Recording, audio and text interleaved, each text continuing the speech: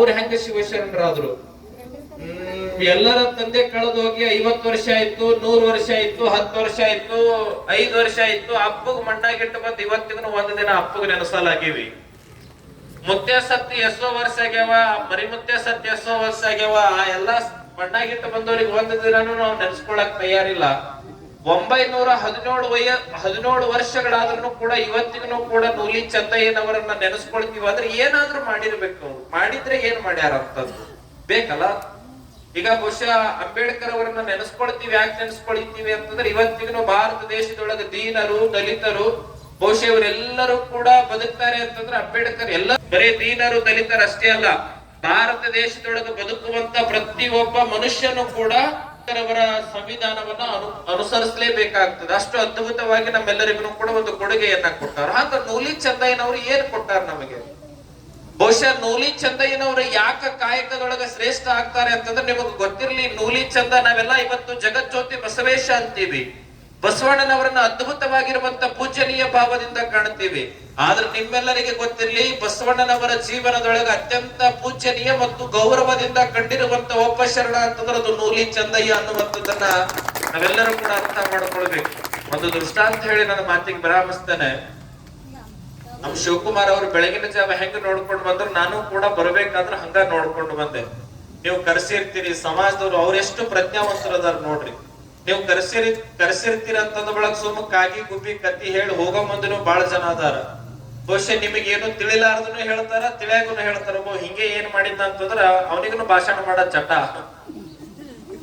ಅವ ಏನ್ ಮಾಡಿದ, ಎಲ್ಲಿ ಹೋದಲ್ಲೆಲ್ಲ ಮೈಕ್ ತಗೊಳ್ಳೋದು ಭಾಷಣ ಮಾಡವ, ಎಲ್ಲಿ ಹೋದಲ್ಲೆಲ್ಲ ಮೈಕ್ ತಗೊಳ್ಳೋದು ಭಾಷಣ ಮಾಡೋದು. ಒಂದಿನ ಏನಾಯ್ತು, ಒಂದು 4 ಮಾತುಗಳು ಬೈಪಾಟ್ ಮಾಡ್ಕೊಂಡ್ ಬಿಟ್ಟಿದ್ದವ. ಇಂಥ ಕಾರ್ಯಕ್ರಮಗಳು ಮೇಲಿನ ಮೇಲೆ ಆಗ್ಲಿ ನಿಮ್ಮೆಲ್ಲರನ್ನ ನೋಡಿ ಬಹಳ ಖುಷಿ ಆಯ್ತು. ಈ ಕಾರ್ಯಕ್ರಮ ಮಾಡೋರ ಸಂಖ್ಯೆ ಇನ್ನೂ ಹೆಚ್ಚಾಗ್ಲಿ ಅಂತ ತಿಳ್ಕೊಂಡು ಈಗ ಬಂದವರಿಗೆಲ್ಲ ಹೇಳ್ಕೊತ ಹೊಂಟಿದ್ದ. ಒಂದಿನ ಏನಾಯ್ತು, ನಾಯಕ ಆ ಭಾಗದೊಳಗಿರುವಂತ ಇದು ಜನರೆಲ್ಲರೂ ಅಂದ್ರೆ ವಿಧವೆಯರೆಲ್ಲರೂ ಸೇರ್ಕೊಂಡು ಒಂದು ಕಾರ್ಯಕ್ರಮ ಮಾಡ್ಬೇಕು. ಅಂದ್ರೆ ವಿಧವೆಯರೆಲ್ಲರಿಗೂ ಕೂಡ ಒಂದು ಸ್ಟ್ರೆಂತ್ ಬರಬೇಕು, ಯಾವುದೇ ರೀತಿಯಿಂದ ಕುಗ್ಗಬಾರದು, ಎಲ್ಲರೂ ಧೈರ್ಯವಂತರಾಗಿರ್ಬೇಕಂತ ತಿಳ್ಕೊಂಡು ಎಲ್ಲರೂ ಕೂಡ ಸೇರ್ಕೊಂಡು ಒಂದು ಕಾರ್ಯಕ್ರಮ ಆಯೋಜನೆ ಮಾಡಿದ್ರು. ಆ ಕಾರ್ಯಕ್ರಮಕ್ಕೆ ಇವನಿಗೆ ಕರೆದ. ಇವ ಆ ಕಾರ್ಯಕ್ರಮಕ್ಕೆ ಹೋಗ್ಯಾನ. ಹೋದ ಬಳಕ ಮಾತಾಡ್ರಿ ಸರ್ ಅಂತ ಕೂಡಲೇ ಇವನಿಗೂ ಮಾತಾಡೋ ಚಟ ಸೀದಾ ಹೋಗ್ಯಾನ. ಸ್ಟೇಜ್ ಹತ್ರ ಹೋಗಿ ಮೈಕ್ ತಗೊಂಡು ಚಾಲೂ ಮಾಡ್ದ. ಏನ್ ಚಾಲೂ ಮಾಡ್ದ ಅಂತಂದ್ರೆ, ಇಂತ ಕಾರ್ಯಕ್ರಮಗಳು ಮೇಲಿಂದ ಮೇಲೆ ಆಗ್ತಿರ್ಬೇಕು ಅಂದ. ಅಂದ ಕೂಡಲೇನೆ ಕೆಳಗ್ ಕೂತಿರುವಂತ ಜನರಿಗೆಲ್ಲ ಸಿಟ್ಟು ಬಂದ್ಬಿಡ್ತು. ಏನ್ ಮರ ಇವ ವಿಧಿವೇರೆಲ್ಲರೂ ಕೂಡ ಸೇರ್ಕೊಂಡು ಕಾರ್ಯಕ್ರಮ ಮಾಡತ್ತೀವಿ, ನಮಗೇನೋ ಧೈರ್ಯದ ಮಾತು ಹೇಳ್ತಾನಂದ್ರೆ ಇಂತ ಕಾರ್ಯಕ್ರಮಗಳು ಹೆಚ್ಚಾಗ್ಬೇಕಂತಾನಲ್ಲ ಇವ ಮನುಷ್ಯ ಅದನ್ನ ಅಂತ ಬೈದ್ರು. ಇಟ್ಟಕ್ಕೆ ಬಿಟ್ಟೇನ್ರಿ ಇಲ್ಲ.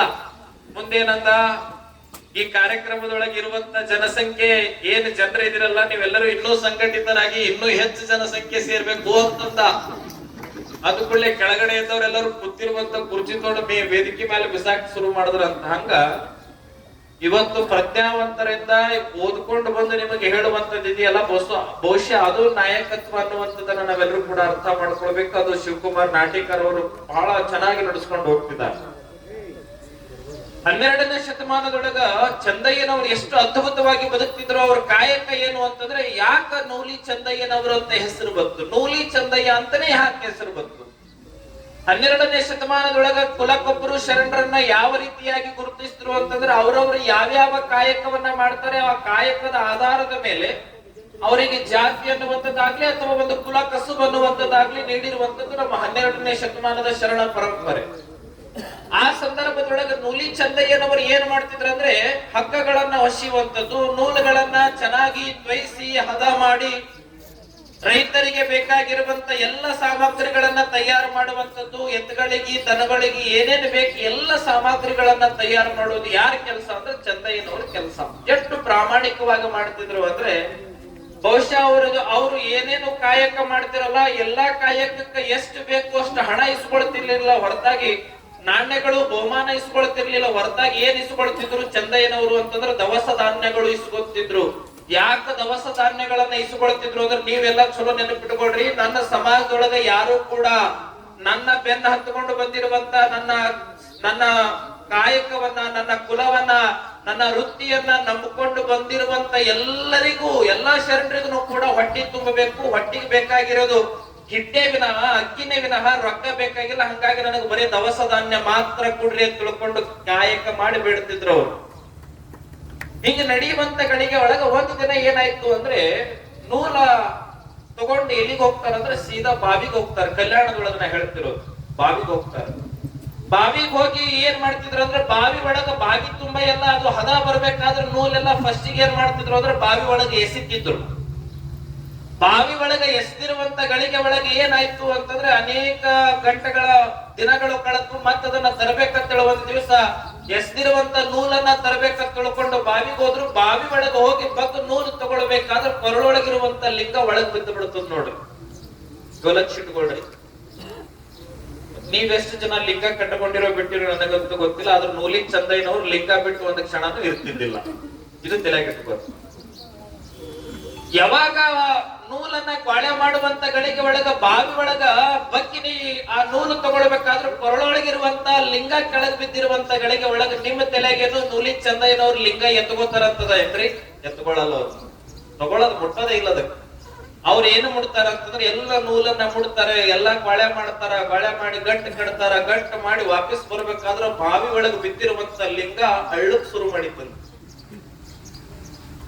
ಯಾವಾಗ ನೂಲಿ ಚಂದಯ್ಯನವರು ವಾಪಸ್ ಹೋಗ್ಬೇಕಾದ್ರೆ ತಲೆ ಮೇಲೆ ಗಂಟನ್ನ ಇಟ್ಕೊಂಡು ವಾಪಸ್ ಹೋಗ್ಬೇಕಾದ್ರೆ ಒಳಗಡೆ ನೀರೊಳಗ ಬಿದ್ದಿರುವಂತ ಲಿಂಗ ಚಂದಯ್ಯನವ್ರಿಗೆ ಹೇಳ್ತಿತ್ತಂತ, ಯಪ್ಪ ಶಿವಶರಣ, ನಿನಗ್ ಬಿಟ್ಟು ನಾನು ಇರಲಾರೆ, ನಾನ್ ತಪ್ಪು ಮಾಡಿದೆ, ಬಾವಿ ಒಳಗ ಬಿದ್ದು, ದಯಮಾಡಿ ನನಗ್ ನಿನ್ನ ಕರ್ಕೊಂಡು ಹೋಗು ಅಂತ ತಿಳ್ಕೊಂಡು ಬಾವಿ ಒಳಗ್ ಬಿದ್ದಿರುವಂತ ಲಿಂಗ ಅನ್ನಬೇಕಾದ್ರ ವಾಪಸ್ ತಿರುಗಿ ಚಂದಯ್ಯನವ್ರಿಗೆ ಕೇಳಿದ್ರಂತ ಲಿಂಗಕ್ಕ, ಮಗನ ನಿನಗೇನು ತ್ರಾಸ್ ಕೊಟ್ಟಿದ್ದೇನ?